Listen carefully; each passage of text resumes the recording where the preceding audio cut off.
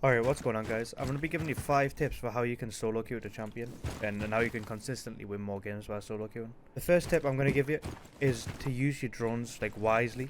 I see a lot of people, especially when I'm solo queuing, is they'll just like in the prep phase they'll just run the drone into sight, they'll just get it killed, and then there's one less like info tool they have to use. So what I like to do is in the prep phase I like to like drive my drone out to me, like where I'm going to spawn in, pick it up. What this means is that when you want to like enter, let's say I want to enter K9 here, I'll throw one of my drones down and I'll put it on where somebody could potentially flank us. So like someone could come, if let's say I'm attacking the basement, someone could push up these fireplay stairs. So what I'll do is I'll put a drone there and then I'll also throw my other drone out as well. This means that I can drone something that I want to clear, like say I want to clear a library, I'll drone library, but I can keep flicking to this drone and see if someone comes up the stairs. And because you've picked it up and put it back down, they'll be right next to each other on the bottom left where it says like the drone numbers. If you didn't pick it back up, then you just sort of placed it somewhere, there'll be other drones in between, like there'll be your teammates' drones, there'll be like other drones basically. So that's one thing I like to do is just it basically allows you to check 2 things at the same time, because when you're solo queuing, you'll consistently find that you don't have enough info for what's going on. So just doing this will mean that like you can drone out where you want to push, make sure that's all good, and also check your flank at the same time. There's so many different places you can do this, and then you can take the control, get in, get the cams, and start trying to work what you want to do. What you can also then do as well is to just put this other one on the flank as well. So let's say I want to try and make vertical in fireplace. I want to make sure that my flanks are good. I'll keep these like that. Or I'll put them in better places. So that if someone flanks us, I can do my vertical, and I can just keep checking the drones to see if someone's flanking, if someone's pushing up. That's just one thing, because a lot of the time, if you make noise on the map, someone will push you. Like if I'm starting to make vertical, I guarantee that someone will either push up blue or push up fireplace. And there's like, if you don't have your drones ready for it, you're not gonna know, because your teammates aren't gonna set up flank drones for you. So you have to be the person to set up the flank drones. You have to be the person to like, you have to be self sort of proficient. Like you can't rely on your teammates to do anything for you. You have to do everything yourself. Which leads on to the next point, is you have to be the team's bitch. Which it sounds like a bad thing, but realistically, if you want to win the rounds, you need to be doing the dirty work. You need to be getting, like, let's say you want to breach a wall. You want to be getting the bandits off the wall. You want to be clearing for your teammates to go in. You also want to be droning people in. Like you basically have to do everything. I'm not gonna say you have to sit and play hard breach all day, because that gets boring. I'm not gonna say like yeah, if you want to win, play only hard breach and play only like bandit or something. I'm not gonna say that, because that does get boring. You want to have fun. You want to play who you want to play. But I will say, do not just insta-lock frag people. Do not just insta-lock Ash, insta-lock Yana, insta-lock Finka, or even Warden, stuff like that. Just what you want to do is play someone that can do multiple jobs. So I like to play Sledge, or I like to play Buck even, or things like that. Basically someone that can do multiple things. Like if I want to do, I could go in and make vertical play. If I want to do, I could go and nade bandits off the wall. Let's say I want to get the wall here, I would just nade them from below. Or I would play Buck and Buck them from below. You want to basically be the person that can do everything. You want to be like the Swiss Army knife for the team. If you're just playing Ash, let's say you're playing Ash, right? The best thing you can do is maybe run in, get a kill, and die. That's not giving you any good sort of influence in the round. Basically, like if you're in attack, you want it to be that you stay alive as long as possible, because if you go and get your 1 kill and die, that just means that it's a 4v4, which realistically favours the defensive. It's a 4v4 because there's one less attack gadgets to worry about. The defenders have already placed down half their gadgets. There's nothing, you can't like clear gadgets off, you can't do anything. It's one less person to worry about, one less angle to hold on defense.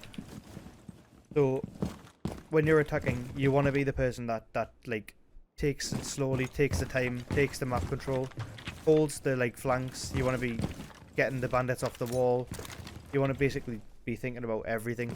Like this is one of the things that makes it hard to solo queue, is because the game's like, there's so many different options of things that could go on in the game. So like learning how to play around that just comes with time. Learning the best ways to do things just comes with time. You'll find out like after time that instead of coming in fireplace to get the bandits off, it might be easier just to go do it from the doorway, where you're not as exposed to things. Like if I'm in here, I can get killed from here, here, like everywhere. But if I'm out here, I can only really get like spotted from there, and I can just nade the bandits off. Like it's not rocket science.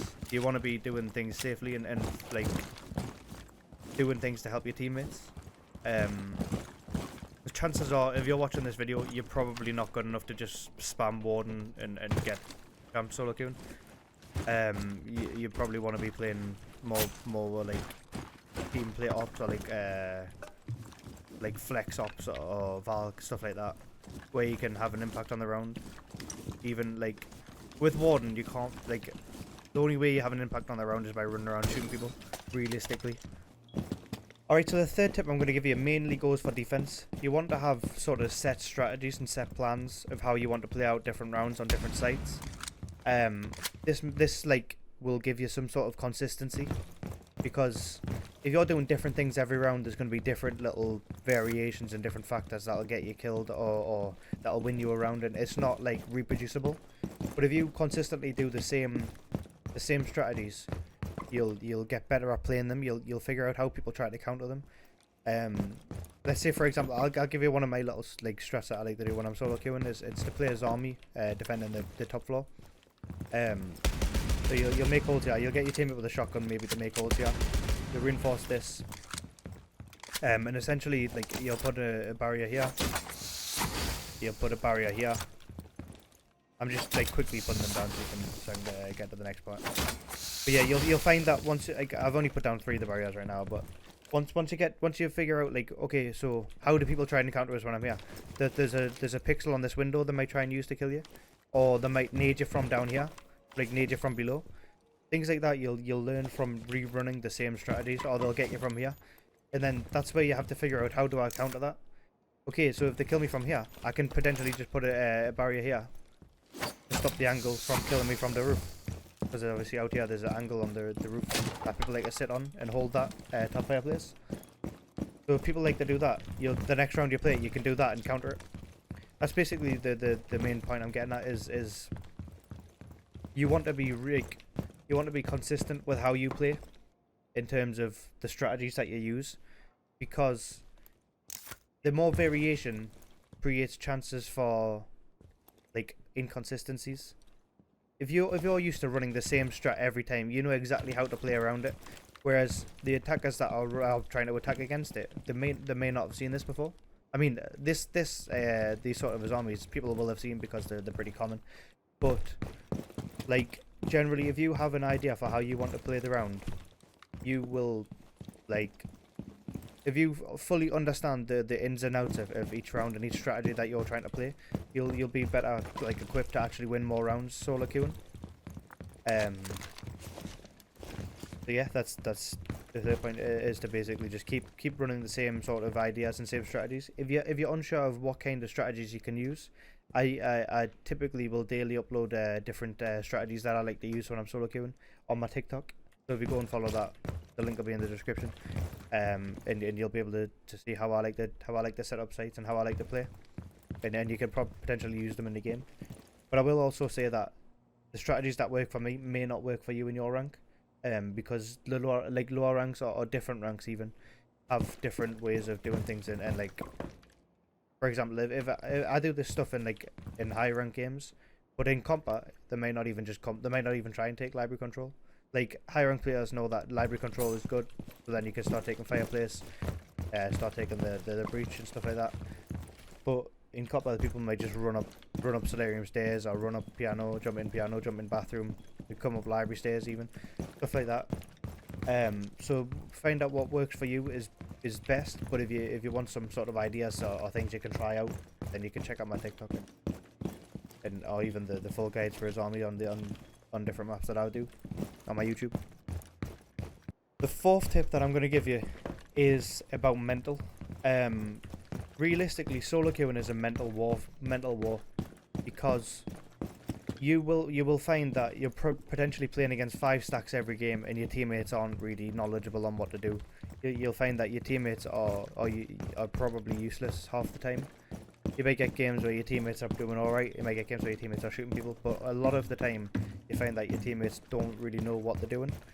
And when it comes to these games, you want to make sure that you're still sort of keeping a cool head, keeping a calm mental. Basically what I'm saying is, if you let your teammates sort of get in your head, you will lose more games. If you get tilted, let's say you're doing all this like cool setups over here, and then your teammate in Solarium's just running around like this.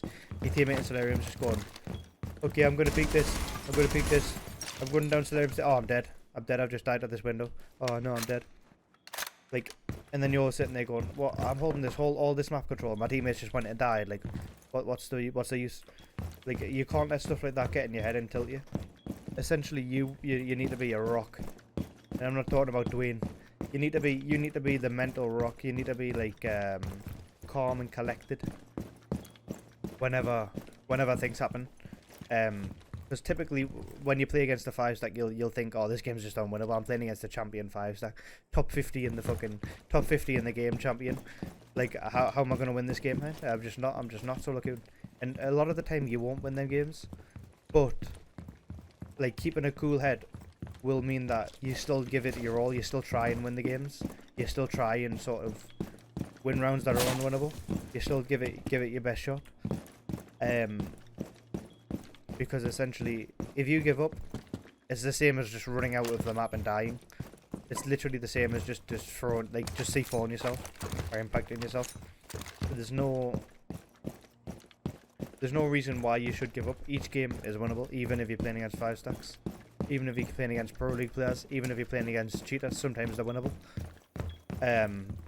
It's all about the mental game of keeping your head cool and keeping, like, if you're getting flustered about things, you're not going to be thinking about your game correctly.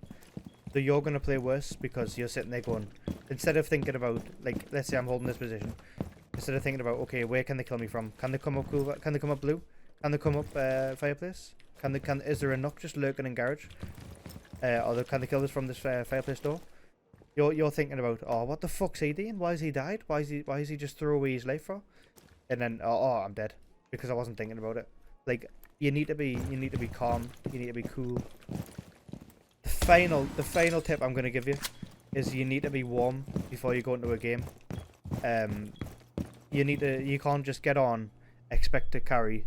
You need to be like ready to play. You need to have warmed up. You don't have to do like an hour and a half of T-Hunt or an hour and a half of Deathmatch or something, but you need to be at least doing a couple of free-for-alls or a couple of death matches to get warm and get your hands moving right, get your fingers moving right, or if you're in a controller, get your thumbsticks moving right.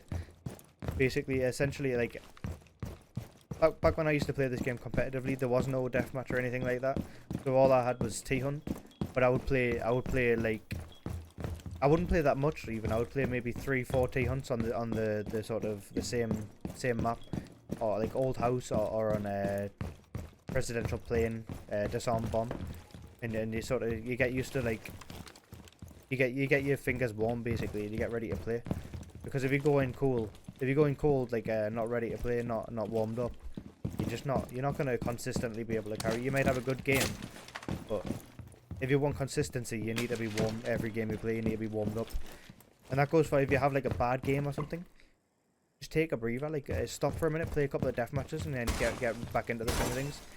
If you play while tilted, like let's say you have a bad game and it tilts you, if you play while tilted, you're not going to win more games. Just stop, take a breather, play a death match, come back on in like 5-10 minutes, and then get ready to go again. But yeah, this is just 5 little sort of solo queue tips that I can give you to try and win more games. What I will say is at the like, you're not gonna even if you implement all of these, you're not gonna consistently win games solo queuing. Solo queuing is a coin toss, 50-50.